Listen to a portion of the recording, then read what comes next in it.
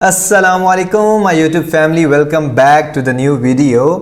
आज मेरी video pre engineering students के लिए बिल्कुल नहीं है, तो वो स्किप करना चाहें तो वो ये वीडियो को स्किप कर सकते हैं।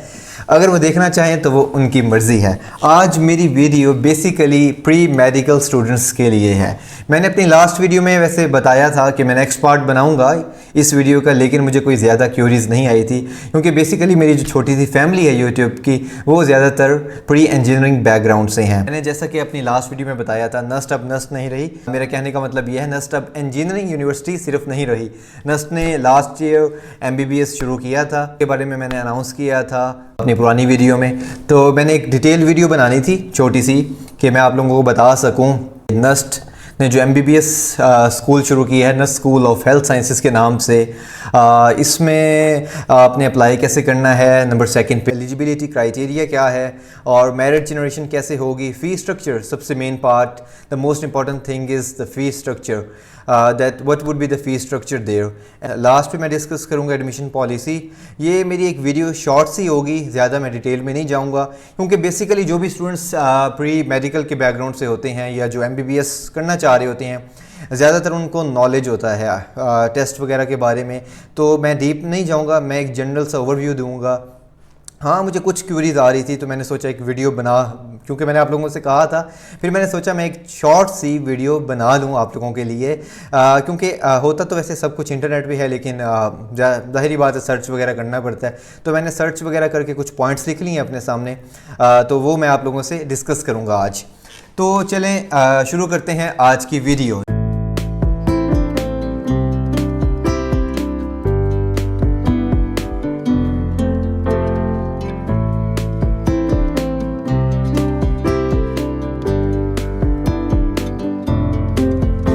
कि मैंने बताया आप लोगों को, सबसे पहले आप लोगों ने the first question is how to apply. आपने अप्लाई कैसे करना है। एक बेसिक सा क्वेश्चन है, आप लोगों को हंसी भी आएगी वैसे, तो चलें मैं बता देता हूँ। सबसे पहला जो है स्टेप, नम्स MD कैट जो है वो मैंडेटरी है आपने NUST school of health sciences में अप्लाई करने के लिए। अब जो इस बैकग्राउंड से होंगे उनको डिफरेंस पता होगा नम्स MD कैट में और जो PMDC कंडक्ट करवाता है MD कैट के क्या डिफरेंस है। तो बेसिकली जो नम्स का MD कैट होता है वो आर्मी मेडिकल कॉलेजेस के लिए मैंडेटरी होता है। तो सबसे पहला स्टेप क्या होगा कि आपने नम्स MD कैट में अपेयर होना है। तो चलते हैं सेकंड पार्ट पे। तो एलिजिबिलिटी क्राइटेरिया क्या होगा, ये जो नस्ट में MBBS शुरू हुआ है, इसमें एलिजिबिलिटी क्राइटेरिया क्या है। सबसे पहली बात, आपने जो है जब भी आप NUST school of health sciences में अप्लाई कर रहे हैं, तो आपके पास सबसे पहला जो है आपका जो स्टैंडर्ड स्कूल सर्टिफिकेट है और हायर स्टडीज़ यानी कि intermediate and matriculation, O levels and A levels, minimum 60% marks होने चाहिए आपके ना उसमें। एंड नंबर सेकंड पे जैसे मैंने बताया, जो आपने नम्स MD कैट दिया होगा उसमें मिनिमम आपके 55% मार्क्स होने चाहिए। जब ये दोनों आप इन चीज़ों में फॉल करेंगे, आप फिर अप्लाई कर सकते हैं। अच्छा जी, इसमें एक पॉइंट है हमारे पास, बेसिकली मैं ये लोकल स्टूडेंट्स के लिए बना रहा हूँ, लेकिन चलें ऐड कर देते हैं। लोकल स्टूडेंट्स के लिए जो है नम्स MD कैट मैंडेटरी है। लोकल स्टूडेंट आप लोगों को आइडिया है, जो पाकिस्तान का स्टूडेंट है जिसने इंटरमीडिएट और जो है मैट्रिकुलेशन O लेवल्स पाकिस्तान से की हुई हो, तो लोकल स्टूडेंट के लिए जो नम्स MD कैट वो मैंडेटरी है। जो फॉरेन स्टूडेंट्स हैं उनके लिए जो नम्स MD कैट है वो मैंडेटरी नहीं है। वो अपना टेस्ट जो इनका सेट होता है और या MCAT UCAT की एग्जामिनेशन है, उसकी बेस पे भी वो अप्लाई कर सकते हैं।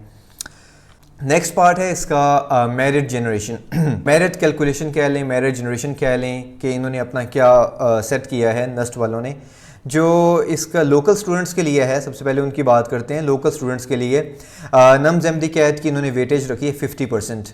50% जो है, जो आप नम्स का MD कैट देंगे उसकी जो वेटेज है वो 50% है। ठीक हो गया। नंबर सेकंड पे जो आपका हायर सेकेंडरी स्कूल सर्टिफिकेट है यानी कि इंटरमीडिएट, A लेवल्स, FSC, वो उसकी इन्होंने वेटेज रखी है 40%। ठीक हो गया। थर्ड पे है जी आपका O लेवल्स, मैट्रिकुलेशन, उसकी इन्होंने वेटेज रखी है 10%। तो ये तीन चीज़ें हो गई, matriculation, O levels, intermediate, FSC and और A लेवल्स। ठीक है, सबसे पहले जो है नम्स एमडी कैट की वेटेज जो है 50% है, और उसके बाद ए लेवल्स एंड इंटरमीडिएट की वेटेज जो है 40% है, एंड देन लास्ट पे मैट्रिकुलेशन जिसकी वेटेज है 10%। तो आप टेस्ट जब देंगे उसके बाद ये कैलकुलेट कर लेंगे। इजी, आप लोगों को तरीका वैसे पता होता है कि किस तरह कैलकुलेट करना है, ये इसका वेटेज का जो है क्राइटेरिया है। और फॉरेनर्स के लिए जो है वो चलिए मैं बता देता हूँ, वैसे उनके लिए एमडी कैट मैंडेटरी नहीं है, नम्स का वो सेट और एम कैट जो यू कैट एग्ज़ाम है उसकी बेस पे भी अप्लाई कर सकते हैं। उनकी भी जो सेम आप लगा लें, जो उनका सेट होगा वो 50% है, बाकी जो उनका हायर सेकेंडरी स्कूल का सर्टिफिकेट होगा उसकी 40% एंड देन 10% सेम है। ओके जी, अपने नेक्स्ट पार्ट पे चलते हैं, फ़ीस स्ट्रक्चर पे, द मोस्ट इम्पॉर्टेंट थिंग। सबसे पहले आ जाता है फर्स्ट ईयरली फ़ीस होती है। इसकी आप लोगों को आइडिया होगा, जो भी अपेयर हो रहे हैं उन्हें पता होता है कि हमारी जो फ़ीस है वो ईयरली होगी। सबसे पहले फ़र्स्ट ईयर की बात करते हैं, जिसमें एडमिशन फ़ीस आ जाएगी जो वन टाइम होगी, वो है जी 50,000। ठीक हो गया, और 50,000 है एडमिशन फ़ीस जो वन टाइम है। एंड देन आ जाती है ट्यूशन फ़ीस जो एनुअली होती है, और वो होगी 15 lakhs। And then medical, library and sports fee जो 15,000 होती है। ठीक हो गया, उसके बाद आ जाता है यूनिवर्सिटी एडमिनिस्ट्रेटिव चार्जेस जो हैं, ये भी एनुअली होंगे, ये 3 lakhs होंगे। और उसके बाद आ जाती है PMNDC रजिस्ट्रेशन फ़ीस जो एनुअली होती है, और वो है 10,000। एंड देन आ जाती है सिक्योरिटी फ़ी जो कि फ़र्स्ट टाइम होगी और जो कि रिफंडेबल होगी, वो है जी 25,000। तो it will cost you 19 lakhs per year. ये जो आपको टोटल कॉस्ट करेगी that is 19 lakhs, that's too much, but nothing cost more than your interest. तो चलते हैं सेकेंड ईयर की जो फ़ीस होगी। एडमिशन फ़ीस उसमें नहीं होगी, लेकिन जो ट्यूशन फ़ीस है उसमें इंक्रीमेंट लग चुका होगा जो कि 75,000 का होगा, तो ये हो जाएगी 15 lakhs एंड 75,000। बाकी मेडिकल की, लाइब्रेरी एंड स्पोर्ट्स फ़ी जो है 15,000 वो सेम रहेगी, और जो यूनिवर्सिटी एडमिनिस्ट्रेटिव चार्जेस हैं उसमें भी इंक्रीमेंट लग चुका होगा जो कि होगी 3,15,000 का इंक्रीमेंट। और PMDC चार्जेस वो सेम है 10,000, और इसमें सिक्योरिटी फ़ी नहीं होगी। ये बन जाएगी 19 lakh एंड 15,000। चलते हैं थर्ड ईयर पे। अब थर्ड ईयर में ट्यूशन फ़ी में फिर इंक्रीमेंट लग चुका होगा जो कि हो जाएगी 16 lakhs 53,750। और मेडिकल, लाइब्रेरी, स्पोर्ट्स फ़ी सेम रहेगी। और नेक्स्ट है जी यूनिवर्सिटी एडमिनिस्ट्रेटिव चार्जेस, इसमें भी 15,000 का इंक्रीमेंट लग चुका होगा, और ये हो जाएगी 330,750। अच्छा जी, उसके बाद जो PMNDC चार्जेस हैं एनुअली जो होते हैं वो सेम रहेंगे। तो ये टोटल आपकी थर्ड ईयर की फ़ीस हो जाएगी 20 lakhs 9,500 रुपीज़। चलते हैं फोर्थ ईयर पे। फोर्थ ईयर की जो आपकी फ़ीस होगी, ट्यूशन फ़ीस इंक्रीज़ हर साल जो है ट्यूशन फ़ीस इंक्रीज़ हो रही है। अब इस साल चौथे साल में क्या होगी, 17 lakhs 36,438। मेडिकल, लाइब्रेरी, स्पोर्ट्स फ़ी सेम रहेगी। यूनिवर्सिटी एडमिनिस्ट्रेटिव चार्जेस भी थोड़े से इंक्रीमेंट लग चुका होगा, 3,47,288 रुपीज़, जो कि टोटल हो जाएगी 21 lakhs 8,726। सॉरी। अच्छा जी, लास्ट ईयर पे चलते हैं, जब आपका MBBS कंप्लीट हो रहा होगा। तो इसमें ट्यूशन फ़ीस हो जाएगी 18 lakhs एंड समथिंग। उसके बाद medical, library and sports fee same है, एंड देन यूनिवर्सिटी चार्जेस भी थोड़े से इंक्रीज़ हो गए हैं, लेकिन इसमें जो सिक्योरिटी फ़ी है वो आपको रिफ़ंड होगी जो कि आपने 25,000 फर्स्ट ईयर में पे किए थे। तो फिफ्थ ईयर आपको कॉस्ट करेगा 21 lakhs 87,912 रुपीज़। ये जब मैं वीडियो बना रहा हूँ ये तब की फ़ीस मैं बता रहा हूँ, तो इसमें थोड़ा बहुत माइनर चेंजेस आ सकते हैं, कुछ ज़्यादा नहीं आएंगे। अच्छा, तो ये टोटल आपको जो कॉस्ट करेगी ना, जो आप लोगों की डिग्री है फिफ्थ ईयर की, सिर्फ डिग्री की बात कर रहा हूँ, जो आपने 5 years लगाए हैं नेस्ट में, तो ये सिर्फ डिग्री जो आप लोगों को कॉस्ट करेगी ये ऑलमोस्ट 10,121,138 रुपीज़। ये फिफ्थ ईयर मतलब ओवरऑल जो 5 years आपने गुजारे हैं तो ये इतना कॉस्ट करेगी, यानी कि 1,21,138 रुपीज़। ये सिर्फ आपके डिग्री के चार्जेस हैं। चलो इसमें हॉस्टल चार्जेस भी ऐड कर देते हैं, तो आप आइडिया लगा सकते हैं कि हमारा एक्सपेंस जो हम नस्ट में अगर जाते हैं आप लोगों का हो जाता है। उसके बाद फ़ीस स्ट्रक्चर की बात आ जाती है, तो इसमें ज़ाहिरी बात है ज़्यादातर स्टूडेंट्स जो होते हैं वो दूसरे सिटीज़ से होते हैं, तो इसमें हॉस्टल के चार्जेस भी आप ऐड कर लें। अब जो मैंने जब लास्ट जो मैंने चार्जेस थे ऑलमोस्ट वो 500 पर डे के मेस चार्जेस थे, मेस की बात कर रहा हूँ। सबसे पहले 500 पर डे से आप लगा लें तो 30 डेज़ का कितना बन गया, 15,000, इसको कर लें।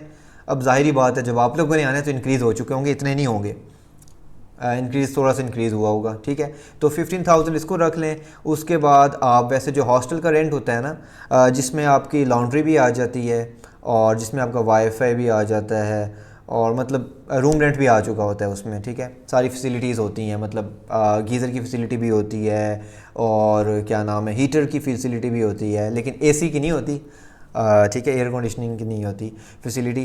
तो अगर आप वो सेमेस्टर वाइज होती है, अगर वो भी पर मंथ लगा लें आप ना, वो 7 to 8,000 बनती है जो रूम रेंट होता है, ठीक हो गया। 8,000 ये लगा लें, 15,000 ये लगा लें, तो ये कितना बन गया, 23,000 आई थिंक सो। अब ये आप एक रफ सा आइडिया दिया है, जब मैंने छोड़ा था तो तब ये हिसाब किताब था। अब उस हिसाब से जब आप आएंगे तो इंक्रीमेंट थोड़ा सा लग चुका होगा, तो ऑलमोस्ट 25,000 मंथली।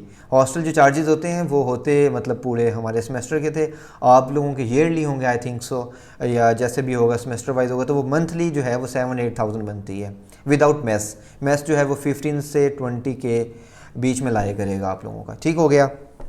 तो ये हो गया फ़ी स्ट्रक्चर लोकल स्टूडेंट्स के लिए, नेशनल स्टूडेंट्स के लिए।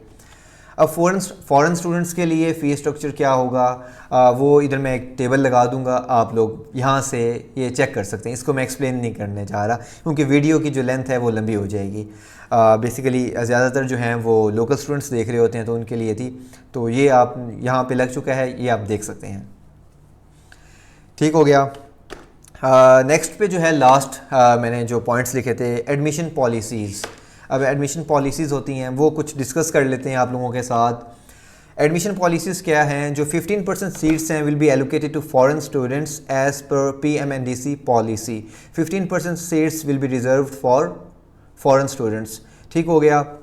फॉरेन स्टूडेंट आप जानते हैं कौन होते हैं, जिनके पास डुअल नेशनलिटी हो, जिनके पास डुअल नेशनलिटी हो, जो बाहर के नेशनल हों, फॉरेन कंट्री के नेशनल हों, उनको फॉरेन स्टूडेंट्स कहा जाता है। जिन्होंने SSC एंड अपने हायर स्टडीज़ जो हैं बाहर से कंप्लीट की हों, ये मैंडेटरी है, ठीक हो गया। उसके बाद बात करते हैं वेरिफिकेशन ऑफ क्रीडेंशियल्स।